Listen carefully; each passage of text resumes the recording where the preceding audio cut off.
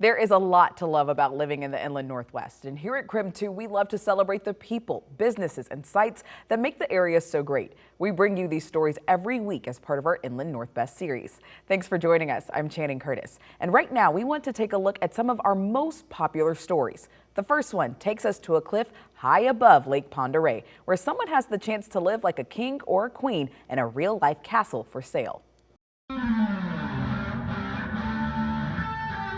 Oh, it's absolutely breathtaking. I mean, it gives me chills.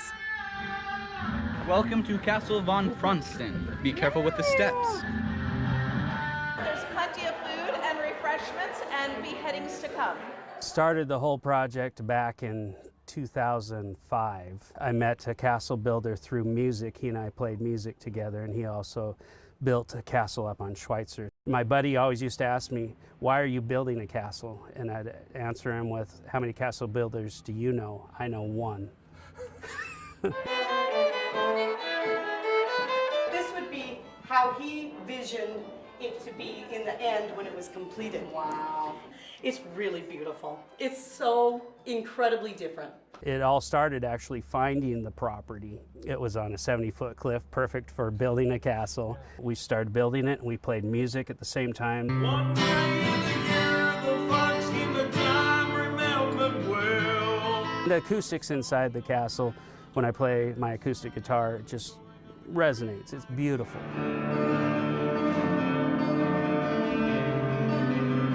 We'd have many nights up in the tower playing music, and boats would line up out front and watch us, listen to us play. It's a musical castle. From afar, you envision something that you would assume you'd see inside, and it's nothing what you'd imagine. It's entirely medieval times. We've spent a lot of time on Lake Pend Oreille, and we would come park our boats in front of the castle and eat our lunch. Every year, we would ooh and ah over the castle and what was it like inside, and here I am. It's pretty spectacular. At the time that cometh for the one to go to the temple of the king. 18 years, almost 2 decades. The future is I want to meet the right medievalist to take over from me. A new king is on the horizon, so I can actually spend more time with my children. It's obviously not something that you built to have a public, Correct. Yeah, I love the privacy. Castles were built to keep things out. It's been the coolest thing, one of the coolest things you've ever done. Ever. This is the best thing I've ever done, other than raising my kids. Oh, yeah. From one North Idaho lake to another, our next story takes us to Lake Coeur d'Alene, where a local woman became the first person to swim the lake's entire length. Photographer Dave Sommers caught up with her to talk about her training and dedication to take on the distance. When I was swimming, I thought to myself, I'm never doing this again, ever. I knew that, from what I can tell, Coeur d'Alene was never swum before the whole length. And so I thought, it would be really cool to be the first one to do that. I started at Hayburn State Park on the south end and then finished at Tubbs Hill Beach, 24 miles. It took me 16 hours and 38 minutes. Started at just after 4 p.m. on Sunday and then went through the night and finished Monday at 8:40 a.m.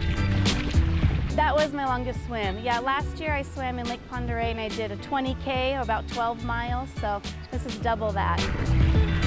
It took me at least a year of really looking at all the details that go into it and planning where I wanted to start and stop and gathering people. I sort of jokingly say that the planning for the swim was harder than the swim itself, because it just takes so much to pull together, and in order to do it the right way so that it can be ratified and following the right rules. I couldn't touch the boat intentionally or anyone around me. No wetsuit, no fins, nothing to aid, like a swim buoy to aid along the way. Some boat traffic starting out, but then once the nighttime came, I didn't even have to worry about boats anymore. I was worried about nighttime. I didn't know what to expect. I've never swam in the night before. And so I didn't know, what I see things down there, shadows? Would I be scared? Would I run into stuff that I couldn't see?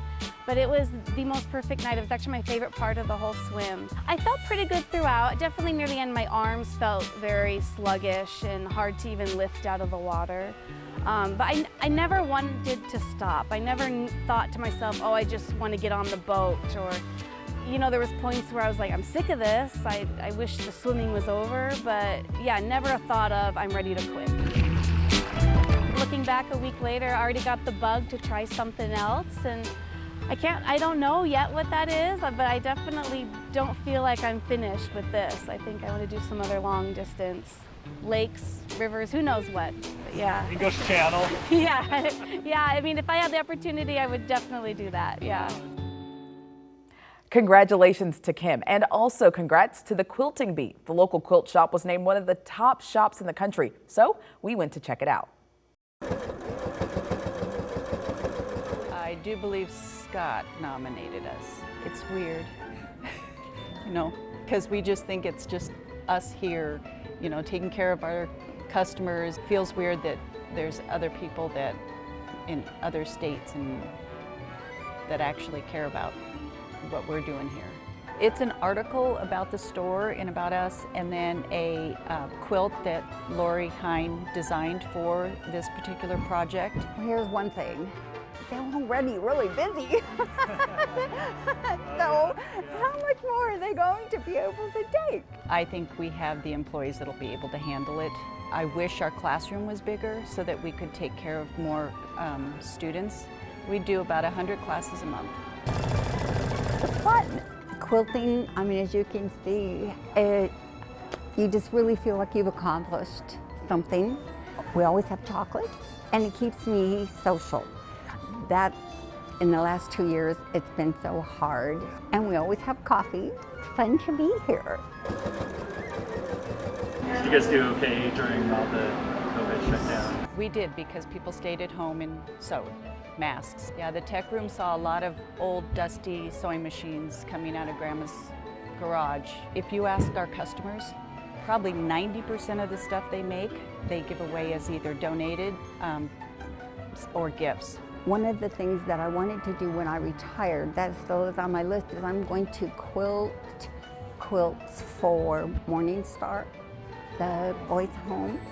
I have one there for my son, and I am so grateful that that's what they do. It has brought him such comfort.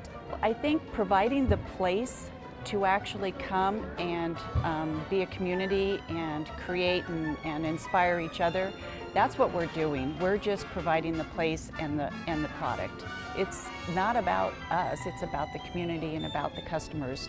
They make the Quilting Bee. It's a community store. It's all about them. Do you think there's anything else you want to? No, I'm pretty good. Okay. As soon as we posted our story about the Quilting Bee, it quickly went viral, with the magazine article bringing in even more attention to the shop. And with all of that buzz, we sent our photographer Dave Sommers back to the shop to talk about their newfound popularity. Come on in. The magazine came out on April 29th, and we had the launch party for a week after that. Yeah, I understand you mean parking lot wasn't even enough room. There was not enough room. We had to kick the employees' cars out across the street and into the field and all this kind of stuff. It was pretty packed. We had a lot of fun. It was a lot of good energy. We had over 600 people enter into the raffling. We had 2 machines we raffled off and 2 baskets. We sold over 400 magazines, most of which are autographed. I am shocked at the response out of the area. We've sold even autographed ones clear across the United States, New Jersey, Pennsylvania, Minnesota. And this is kind of really cool to see that the store is kind of here and getting this national attention. We are also selling the kits that are featured in the magazine, and we're shipping those all over the place, so that's fun too. And we've had a lot of new people come in. It's fun to see the industry get recognized. We have a really engaged community, and a lot of people that come here follow us on Facebook. A lot of people will comment on every single post we make. A lot of people like every single post we do, and it's all positive. There's very rarely anything anyone even remotely neutral has to say about everything. Everything is really uplifting, and that's just kind of an extension of what the quilting bee is kind of trying to be. Because the quilting bee is a term in the quilting world that kind of refers to a group of people coming together to kind of help sew each other's projects, and that's kind of what the purpose of the store is, to kind of serve as a little hub for everybody to come together and kind of create together. Now, I think part of the fun in going in shops like the Quilting Bee is that you never know what you're going to find. And that's truly the case in our next story. A couple in Okanagan was trying to breathe new life into an old building when they found something unexpected. Take a look. I was dumbfounded. It doesn't take much to do that for me, but I was pretty like, okay, this is pretty weird. We bought the building. We kind of got a rough plan, like, okay, we're going to clean it up. We got to the walls, which were lath and plaster, and they were pretty deteriorated. I was looking at it and I was like, well, let's see what's behind there, because we'd picked away at a little bit of it under one of the faux columns that had been on the walls. So we started pulling things away, and we found this segment first right behind us, exposed most of this wall, and then one of my guys was like, hey, I think there might be another painting on the wall behind us. And I said, no, there's no way. And sure enough, there was another 60-foot painting. He called me and he, like, there's a huge painting behind the wall. I'm going, what are you talking about? That's when everything just started. Everyone was coming in going, we heard about this. Small town word travels fast. I've lived here since I was 2 years old, which is 90 years. Well, my dad bought this building in 1938 or 39. I was about in the 6th grade. He had a grocery store here, and as we grew up, we all worked here. It's been everything. I mean, this started out as like a play theater, a movie theater, a butcher shop, a grocery store, a feed store, house of draperies, a bank. I mean, you've got so much history here. This place is as Okanagan as it gets. I can't tell you how many phone calls I've had from people that they've seen this all over. How it's gotten all over the country, I don't know. You had never seen it? No, because we had shelves up, and canned goods all along these shelves, and there was probably wallboard over them. So no, we never saw them. So the Okanagan Historical Society found an article talking about this painting. A man named W.J. McConnon came from Wenatchee in the early 1900s and painted this, and it describes it perfectly. 120 feet of canvas landscape done in light tan. Our big goal is to take and not restore it. It's not something that we want to repaint. It's something we want to conserve. I think it's really a miracle that they found them and they're in good condition, and it'll be really neat for them to be refurbished and people be able to come in and see them, and when you get your restaurant going, and it's a really neat thing. It was like a lightning bolt hit, and everybody was, I've been there, I saw that, I shopped there as a kid, I went to the House of Draperies, I owned the House of Draperies. And it's just this outpouring of support from the community and the country at large at this point. Come to Okanagan. We joke whenever we go out and work, we're driving into a postcard, is what we say most mornings. There's a lot of rich local history, and we're not just saying that. Now, we have many more Inland Northbest stories available for you to watch right now on Crim 2+. To find them, just navigate to the News tab at the top of the screen, then scroll down to our Inland Northbest playlist. If you don't have Crim 2+ yet, you can download it on your Roku or Amazon Fire Stick right now. I'm Channing Curtis. Thanks so much for watching, and be sure to keep it on Crim 2 for more Inland Northbest stories.